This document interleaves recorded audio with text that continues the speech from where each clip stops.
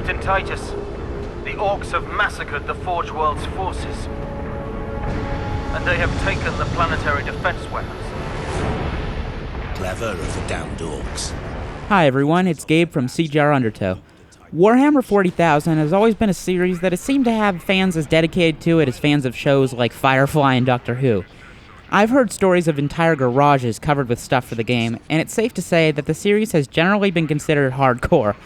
So I found it a little bit strange when I heard that a third-person shooter was being used with the license. After all, it's one of the biggest and most accessible genres around, and while this game may not feature gameplay like any of the tabletop games or real-time strategy games, it's one of the best games I've played all year. This is Warhammer 40,000 Space Marine for the Xbox 360.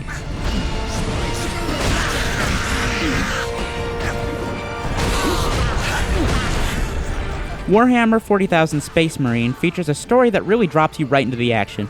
You play as a Space Marine captain that is fighting with his fellow men against a huge number of orcs that are killing anything they see. While the story isn't exactly going to be winning any awards, it really sets the stage for what is, at its core, a pretty mindless action game. Space Marine also has a pretty large number of cutscenes used to move the plot forward, and while these usually drive me nuts, the game actually uses them in a way to supplement the gameplay, not replace it for narrative.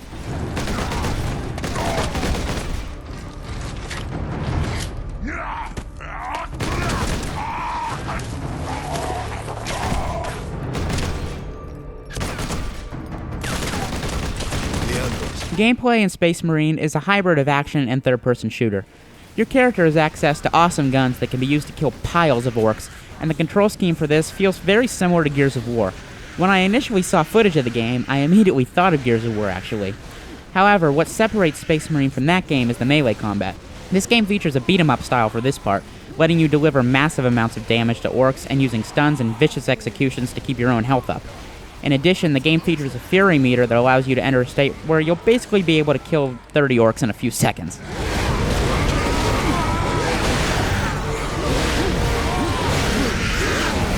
Space Marine is a very linear game, but it has the illusion of being more open.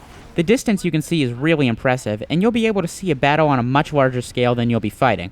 The linearity can be a little bit frustrating, as you will get the urge to run off and see what's going on in the distance, but there are great set pieces that help to keep your attention on what's going on in your immediate area.